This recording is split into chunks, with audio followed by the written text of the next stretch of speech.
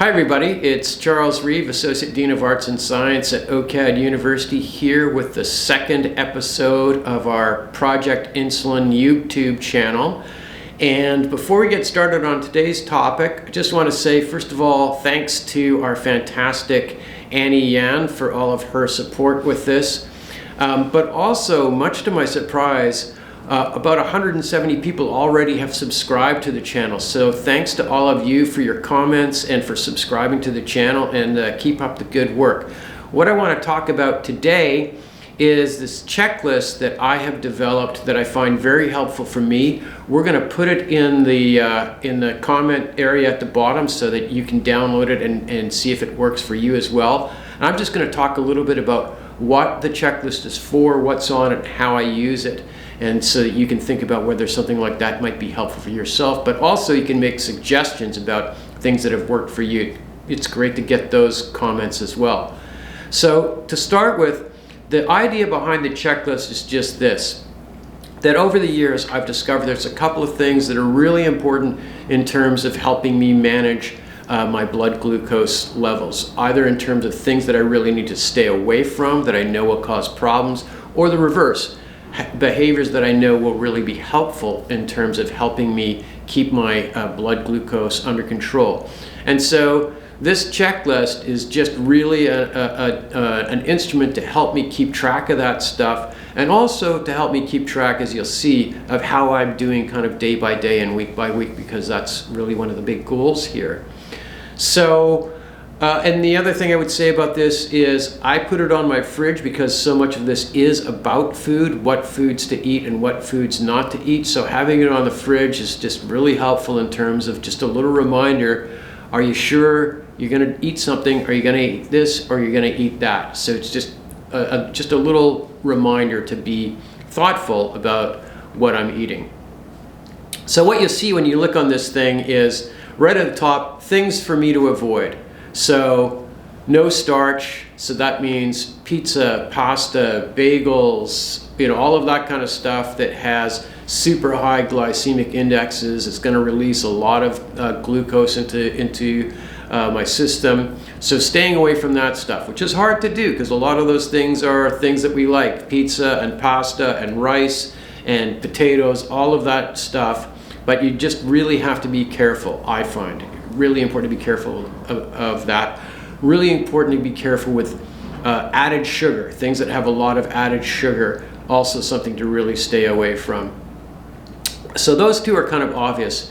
Then I have a thing, no snacks over 5.6. So what does that mean? When you're skinny like I am and you have insulin-dependent diabetes, it's easy to convince yourself that it's really important for you to, have snacks regularly to keep your blood glucose level up. But of course, that comes with its own set of problems. So I've developed a guideline for myself to stay away from snacks unless I really need them, which is to say, unless my blood glucose is getting low, like below 5.6 or something like that.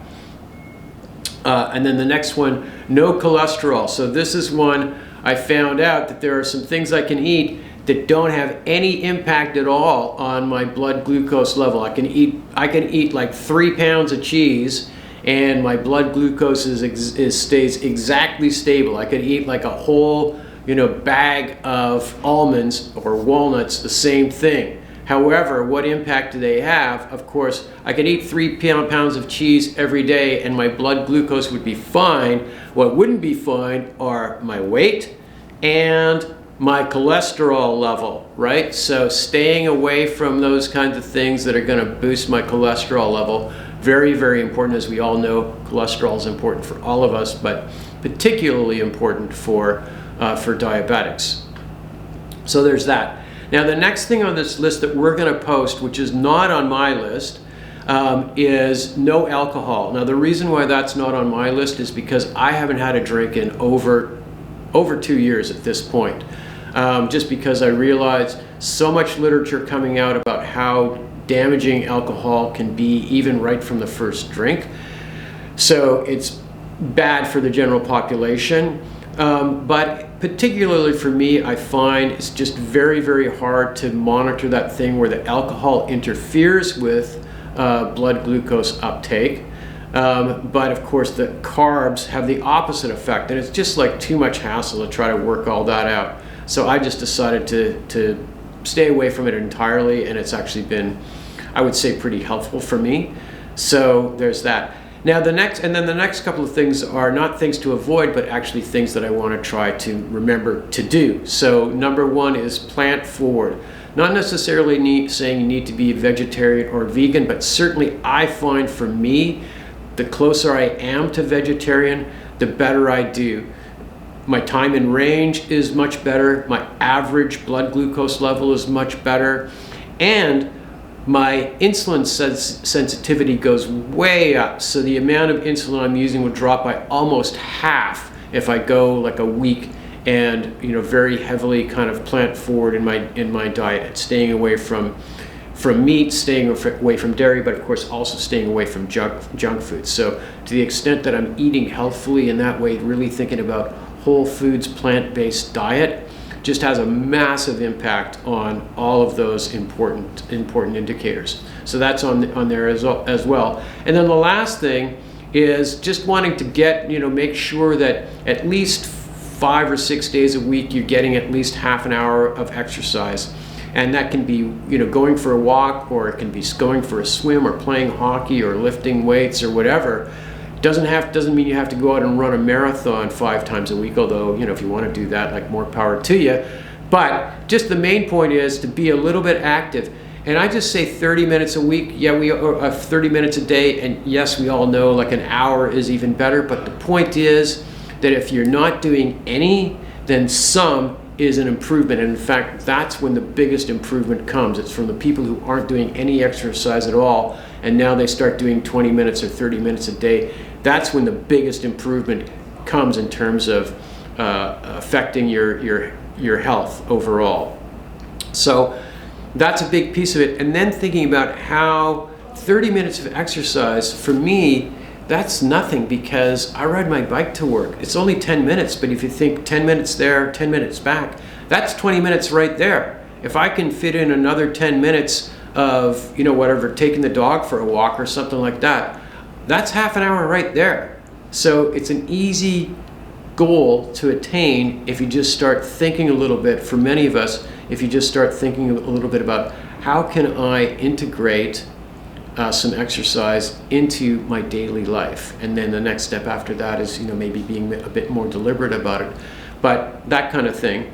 And then below that I have time in range for the day and time in range for the week. So I'm just keeping a running kind of tally or a close eye on what those numbers are looking like as I go along. So this is what you'll see on the chart.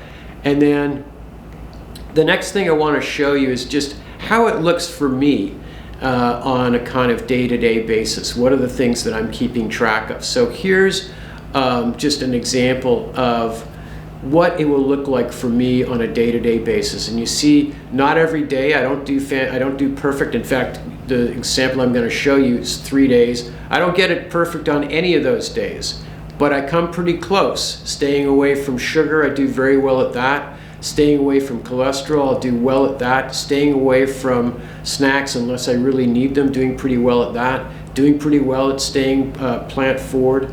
Doing pretty well in terms of exercise. Now you'll see on this example that I'm going to show you that I have 20 minutes, and I say weightlifting. So I like to specify what the exercise is that I'm doing, because it's important to not always be doing the same thing, right? It's important. You don't want to be lifting weights for 45 minutes 2 days in a row necessarily. You also see that there's a couple of days when I have a rest. I record that because it is important to rest occasionally, take a day off here and there, especially once you get over 40. It's important to make sure that you're resting and not exercising necessarily every day, or varying how intensely you're exercising, all of that kind of stuff. So you see that on here. You'll see that I don't track on my chart. I don't track alcohol or tobacco consumption, because, as I say, neither of those are part of my life, but we'll put them on the chart for you in case that's helpful for you. The other thing is, so you'll see on my chart that so the first 2 days 100% time in range. The third day, only 84%. Why is that? Because that's the day that I changed my sensor, my blood glucose sensor.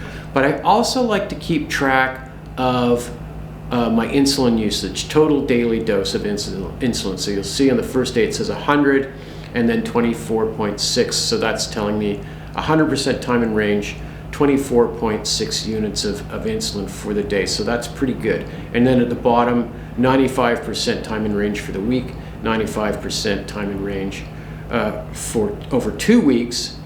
And then as you get to the end of the third day, you see it's still at 95% for the week, but for 2 weeks it goes up to 96%. So that tells you that we're making progress. So that's how I use this thing, and I just find it very, very helpful to keep track. And I can tell you when I don't keep track, like this past week just completed, I kind of got away from it for a while and everything went crazy. My insulin usage went up to the mid-40s, so almost double what you see here. Exercise, not so good, all of that kind of stuff. So I just find having this thing in front of me as a reminder really, really helpful. Maybe it's helpful for you as well. Let me know your thoughts. Let me know how it works for you. Let me know if there are changes that you would make. And the other thing I want to mention to you just quickly before we wrap up is to say we're also doing stuff. This is really about, as I say, really got started because I was thinking about students at the university where I work who are struggling with managing their diabetes.